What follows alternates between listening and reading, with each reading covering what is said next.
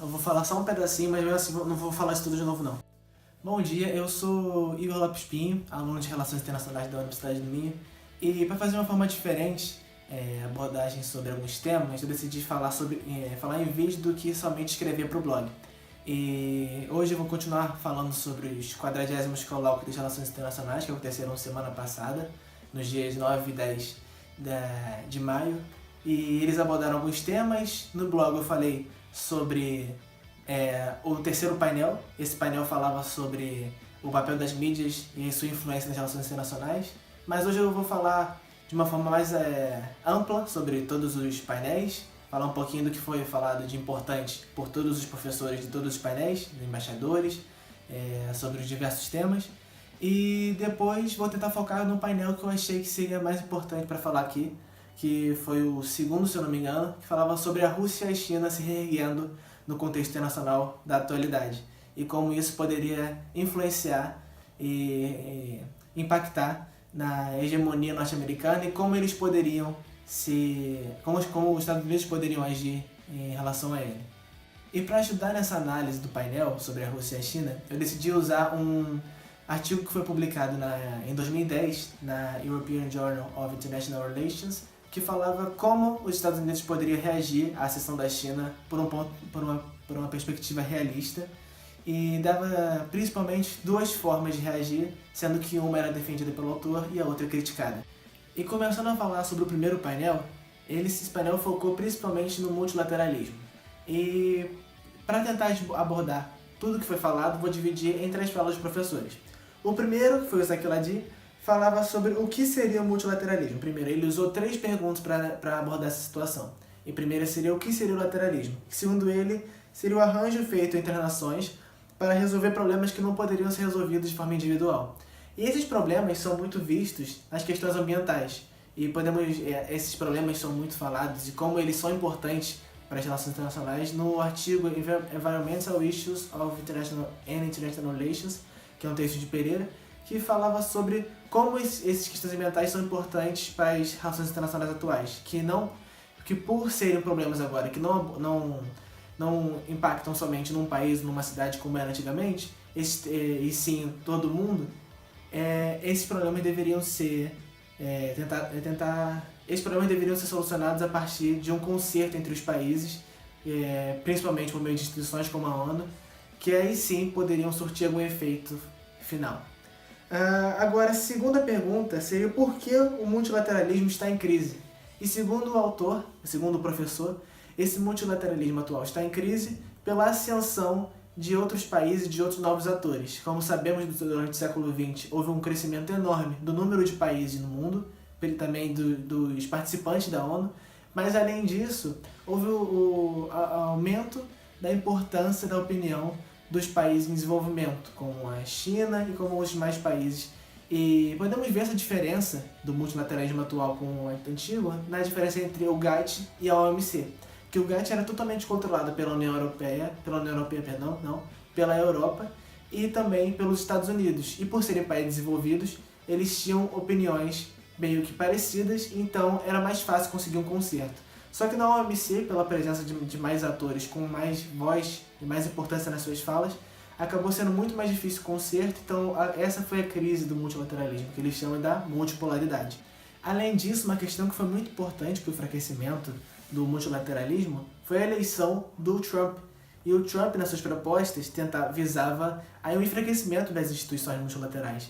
E os três pontos que poderiam ser analisados primeiramente, a saída do Acordo de Paris, que visava um concerto para as questões climáticas entre os países, a mudança da embaixada para Jerusalém, contrapondo a visão da ONU, e, por fim, a aplicação unilateral de tarifas a produtos chineses.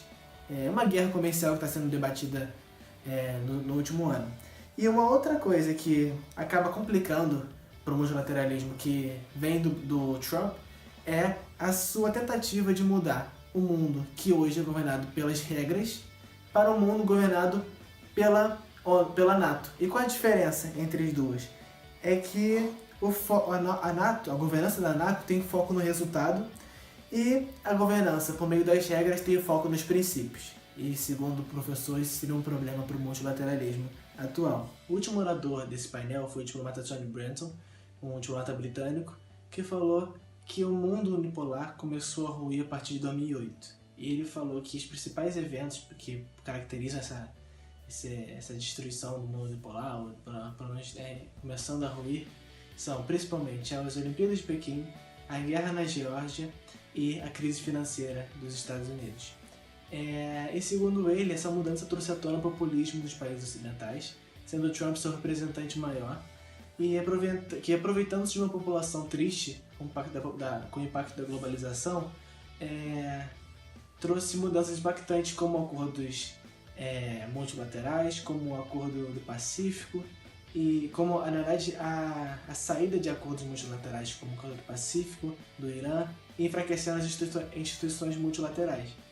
E outro ponto que ele diz que é importante é que o caminho seguido por esses novos tempos vai de encontro com a política de característica do século XX, nas quais as capitais têm mais importância.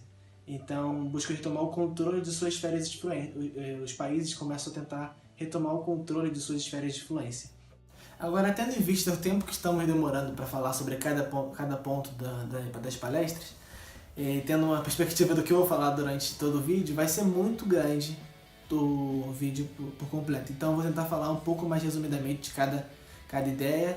E agora falando sobre o segundo orador, que esse seria o Kyle Laflang. E ele fala que o erguimento de poderes alternativos acaba influenciando também no multilateralismo, mas de forma diferente, porque esses países emergentes podem ter características diferentes com relação às instituições internacionais, principalmente sendo ou apoiadores das instituições ou também as vendo como ferramentas para frear o hegemon, no caso dos Estados Unidos, mais países mais desenvolvidos, principalmente os Estados Unidos. E a partir desses pensamentos, podemos imaginar o que vai acontecer com as relações internacionais. E nessa parte eu preciso ler, porque são muitas coisas que foram faladas pelo professor. E ele disse que é esperado, assim, um retorno do papel central das capitais, ou seja, dos estados soberanos, do nacionalismo como ideologia de base das decisões e das políticas mais voltadas para os interesses domésticos. Junto a isso, uma política menos transparente, e vamos ver mais nações, formato de assistências, ao passo de que iniciativas de multilateralismo serão menores, e com um mix de princípios antigos com os novos baseados em uma estrutura policêntrica de poder. E podemos entender que, a partir dessa concepção do que vai ser o multilateralismo no futuro próximo, que continuamos vivendo um mundo marcado por características pós-westfalianas e westfalianas, como foi dito também no primeiro artigo falado anteriormente do Pereira. A diferença é que hoje a balança entre os conceitos westfalianos e pós-westfalianos de relações internacionais está tendendo mais para os conceitos westfalianos da anarquia, dos poderes. Só isso.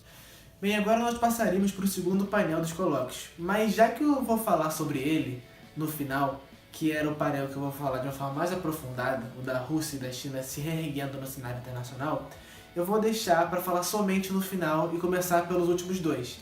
E além disso, o terceiro painel já foi abordado no blog, então aconselho a vocês, a quem quiser saber mais sobre fake news e sobre a influência dos mídias na política internacional, a procurar as últimas entradas do blog sobre esse painel, que foram feitos por mim e pelos meus colegas.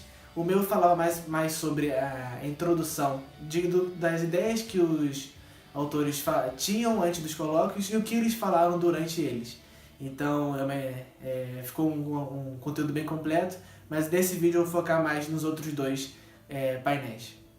Agora falando sobre o quarto painel, que focava basicamente na relação entre a União Europeia e a NATO, nas questões militares, tivemos dois professores falando sobre essa relação, e o primeiro professor focou a primeira parte da sua apresentação somente em mostrar como a tecnologia era importante nas missões militares atuais. E para isso ele mostrou como essa tecnologia é utilizada. Primeiro, na comunicação. Ele disse que a comunicação hoje, nas missões militares, é indispensável, principalmente pela utilização de forças de diferentes países dentro da mesma organização, isso dentro da União Europeia, tanto quanto na NATO. Então, a comunicação deve permitir que todas essas forças consigam se comunicar para chegar mais facilmente ao êxito nas missões. Além disso, a tecnologia também é importante por meio dos arsenais. E aqui ele cita alguns arsenais que são muito importantes e no desenvolvimento de novos arsenais mais funcionais. E esses são, primeiro, os arsenais menores, com maior alcance, bombas inteligentes, furtividade e o uso de UAVs, VANTs, a tradução da sigla para o português. E por último, a robotização e o uso de novas energias. Um outro ponto importante que ele fala que é o mais importante entre eles relacionado à tecnologia é o domínio do espaço e do ciberespaço. E o que ele quer dizer com isso? Com o domínio do espaço, na utilização de satélites, tecnologia ou investimento na área aeroespacial, acaba influenciando e ajudando com que todas as outras tecnologias faladas anteriormente funcionem. Principalmente a comunicação, porque sem o domínio dos satélites não existe a possibilidade de ter uma comunicação próspera entre os países.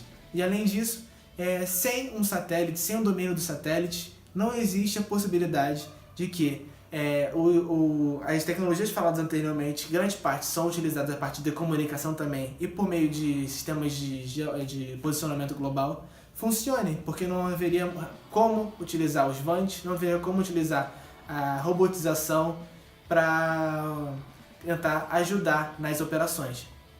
Essas tecnologias militares estão presentes em larga escala nas forças da NATO, e é bem compreensível por que essa organização tem uma capacidade tão grande militar. Obviamente porque quando nós vemos durante a história da organização, que passou grande parte dos anos 20, tentando combater a expansão soviética na Europa e em todo o mundo, principalmente na Europa e na Ásia, é evidente que investimentos militares deveriam ser feitos para que esse contingenciamento pudesse ser feito. Por outro lado, a União Europeia não nasceu com o propósito de ser uma organização militar, e sim uma organização mais institucional, focada na parte política, na união da Europa, nas questões financeiras, econômicas, numa construção, uma tentativa de construir um mercado comum. Enfim, o objetivo não era esse. Então, como podemos citar o artigo que foi passado durante as aulas de Relações Internacionais, que é Me, Tarzan You, Jane, a União Europeia desenvolveu, durante grande parte da sua história, um papel mais de Jane, um papel mais feminino, como dizia a autora, de tentar buscar por meio das instituições, de meio da política, outros objetivos que não os objetivos militares, enquanto que a OTAN desenvolveu um papel mais de Tarzan, utilizando mais a imposição da força nas suas intervenções militares. E esse papel começou a ser invertido, ou pelo menos diminuiu a sua diferença, pelo menos no espectro de ação, quando a União Europeia começou a utilizar mais, tentou intervir mais em outras situações, principalmente no leste europeu. E esse papel, desenvolvido pela União Europeia nos últimos anos de Tarzan, foi alavancado pela criação do European Security Strategy, em 2003, que dava à União Europeia a capacidade de tomar medidas em operações civis e militares, alterando completamente o profile da ONU com uma caracterização mais de Tarzan.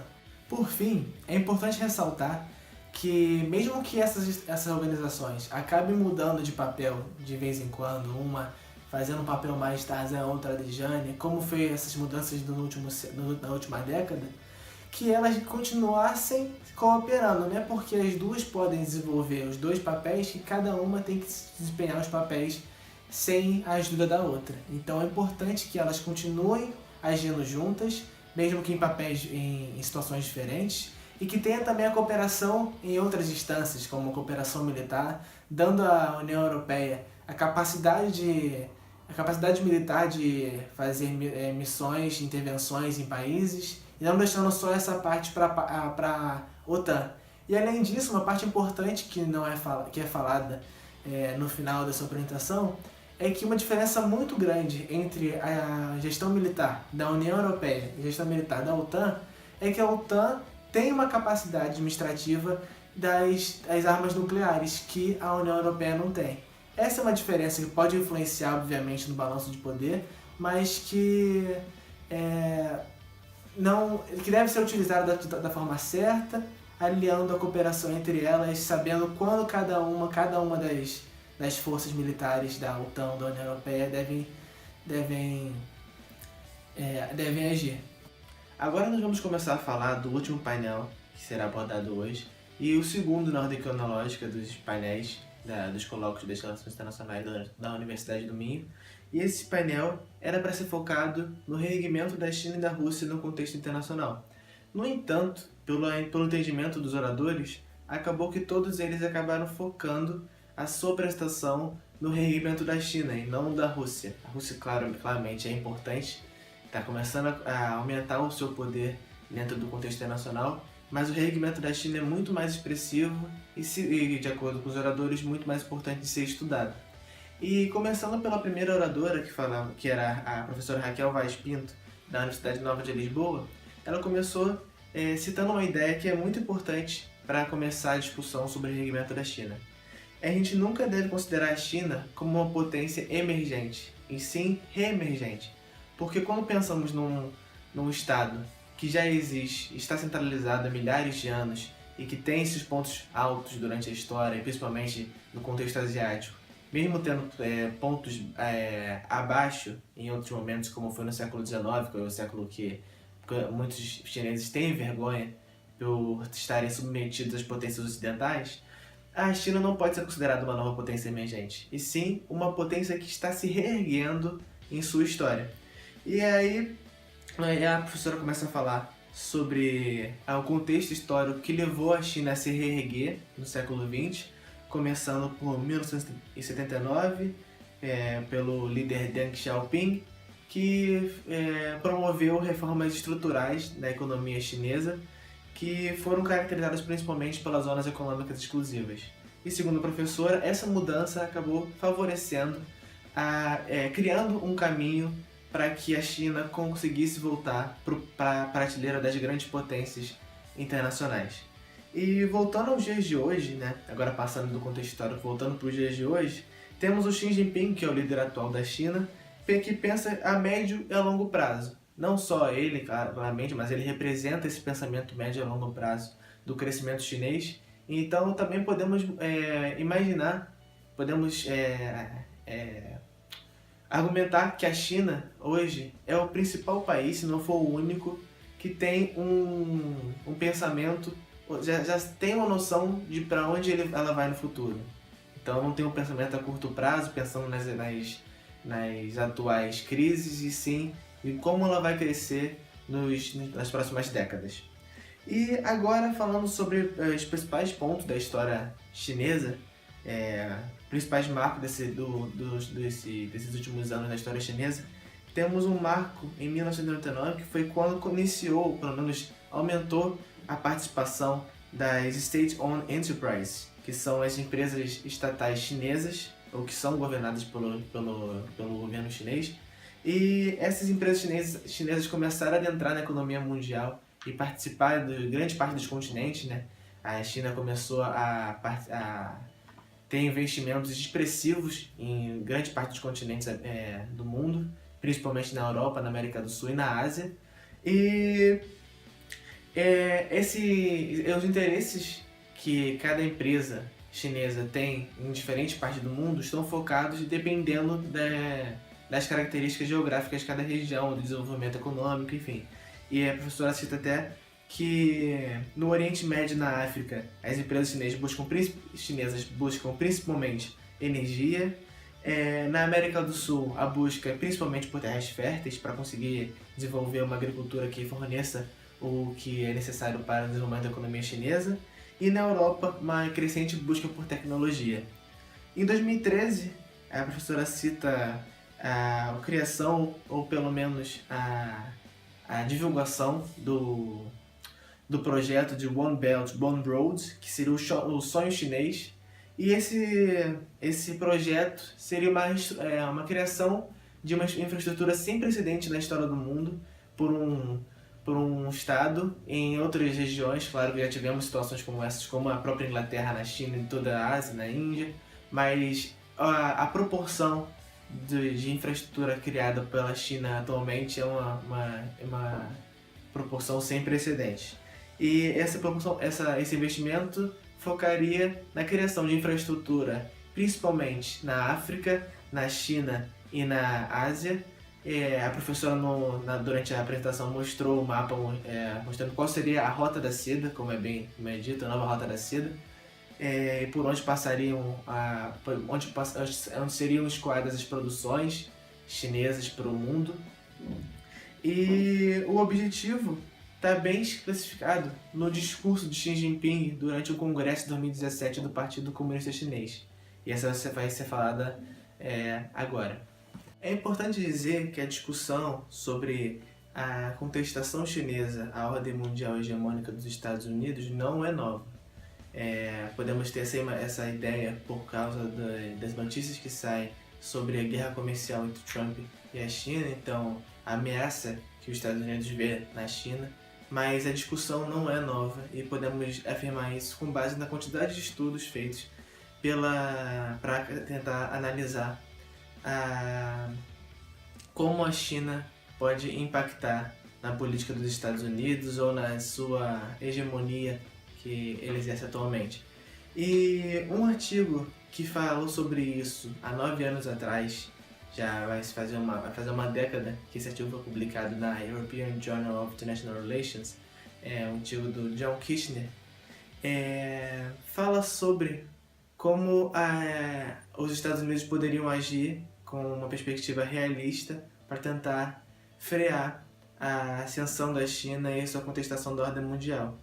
A diferença é que, como eu disse anteriormente, são duas perspectivas que são abordadas, então já podemos ver que não é um bloco homogêneo. A perspectiva realista não tem somente uma possibilidade de ação. E as duas que são citadas, primeiro, a primeira é personalizada na figura de John Mearsheimer, que é um estruturalista realista que defendia o realismo ofensivo. E esse realismo ofensivo não buscava somente a contenção, mas o uso de todos os esforços contra a ascensão chinesa. Então, tudo que poderia ser feito, até com bloqueios comerciais, como esse modelo, não busca somente a contenção, mas o uso de todos os esforços possíveis para tentar frear o crescimento chinês e a potencial ascensão e perda de hegemonia dos Estados Unidos. E a explicação para isso é que um Estado em ascensão vai ser sempre um Estado ofensivo, com busca pela hegemonia regional.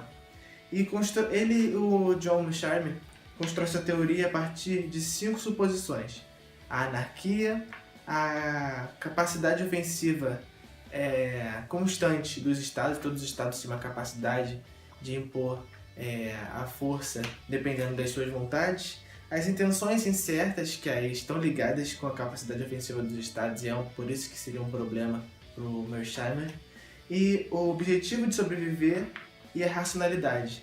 E o objetivo de sobreviver é ligado com um outro ponto muito importante dessa teoria, que o Mearsheimer conclui que o Estado mais poderoso é buscar o maior poder do Estado possível, a forma mais segura de manter a soberania e manter a segurança do Estado.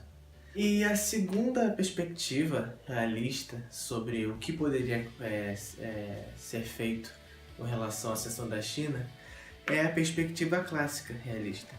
E essa tem algumas características importantes, principalmente apresenta autores cautelosos e céticos.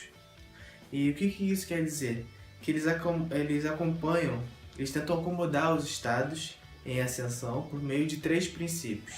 Esses que são, primeiro, reconhecer a realidade de poder, a relutância para privilegiar o status quo e a crença que a política importa. A gente vai entender futuramente por que esses princípios são importantes e como eles influenciam na análise.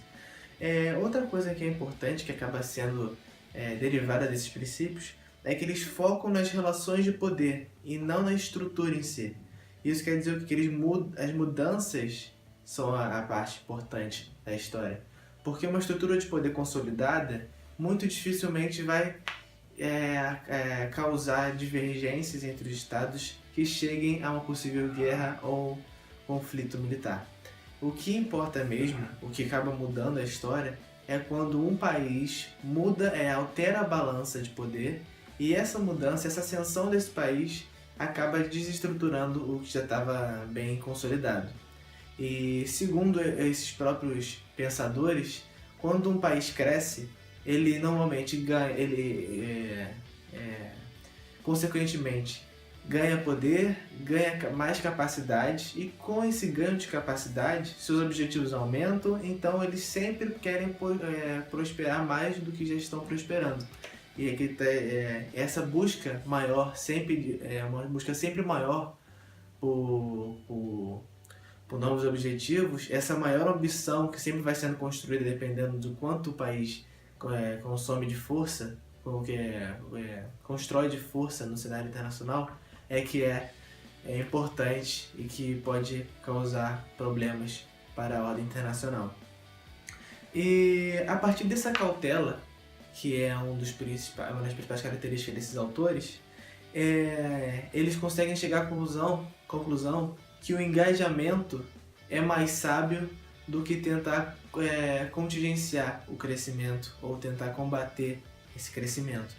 E para dar um exemplo de como esse pensamento foi utilizado pelos pensadores realistas clássicos, eu citei aqui duas situações, que primeiro é Morgenthau, e ele escreveu durante a Guerra Fria sobre a União Soviética e como deveria ser abordada a questão da luta da Guerra Fria dos Estados Unidos com a União Soviética. E segundo ele, agora abre aspas, nós devemos ser fortes para resistir às agressões e sábios para acomodar interesses externos que não sobrepõem aos nossos. E além disso, ele também escreve que todas as nações têm poder limitado e respeitar o poder e interesse alheio é necessário. Então podemos ver que a ideia que é falada antes por Mearsheimer de tentar a todo custo conter o avanço da China não foi nem utilizada nem foi aproveitada ou abordada pelo Morgenthau durante a Guerra Fria, quando realmente existia um inimigo do outro lado, e no caso da China é um potencial inimigo que está somente desafiando a hegemonia norte-americana. Então não existe razão para combater a China da forma como os realistas ofensivos clamam. E essa é, claro, a perspectiva clássica. E o outro autor clássico que também é citado é o Carr, que defende o status quo, defende que a tentativa de defender o status quo sempre acaba em guerra, como também a tentativa conservadora nas políticas internas sempre acaba em revolução. Ele dá exemplo da Revolução Francesa. Então devemos fazer o melhor e respeitar a balança de poder, ou seja, tentar fazer com que o Estado seja o mais poderoso possível e assim não precisar tentar conter os outros estados que estão em ascensão, porque isso, segundo ele, não funcionaria.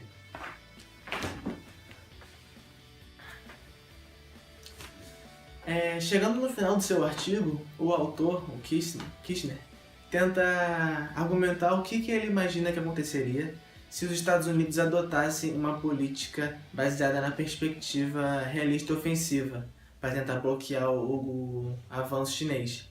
E segundo ele, essa proposta agressiva com relação à China teria altos custos para a economia americana, além de uma crise do dólar, e afetaria também a economia e a capacidade militar global dos Estados Unidos. Depois, ele ainda fala que isso aconteceria somente se esse enfrentamento funcionasse. Estamos já pensando numa perspectiva uma perspectiva positiva das ações tomadas.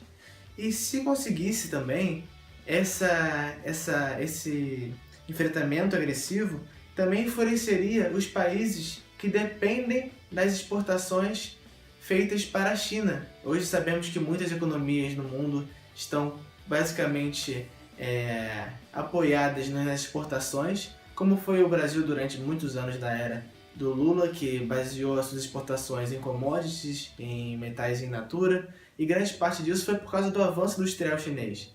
Então, tirar essas exportações acabaria com a balança comercial de muitos países e enfureceria muito grande parte dos países que seriam potenciais aliados numa situação em que os dois estariam lutando pelo comércio no mundo, os dois, no caso, os Estados Unidos e China. E os resultados, além desses, seriam perversos, porque quando você combatesse o governo chinês, isso teria um impacto na liderança do Partido Comunista Chinês.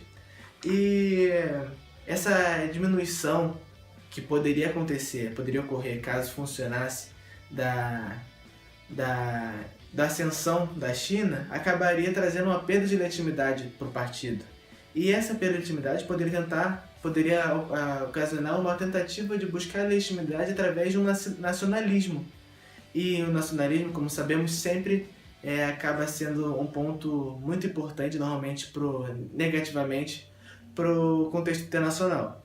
E além disso, os objetivos políticos que são alcançados hoje como uma consequência natural da ascensão da China já não seriam possíveis por causa desse embate com os Estados Unidos. E isso poderia trazer uma agressividade para as políticas chinesas e uma maior aceitação dos riscos na estratégia ao ver o seu poder diminuindo. Um outro ponto que seria ruim, particularmente para os Estados Unidos, seria a perda de poder geopolítico. Então seria mais ou menos, nos termos que o próprio Kirchner usa, uma automutilação, um gesto geopolítico de automutilação, que acabaria diminuindo a influência dos Estados Unidos no mundo e criaria uma China totalmente irritada e instável no sistema internacional. E isso, voltando, se funcionasse.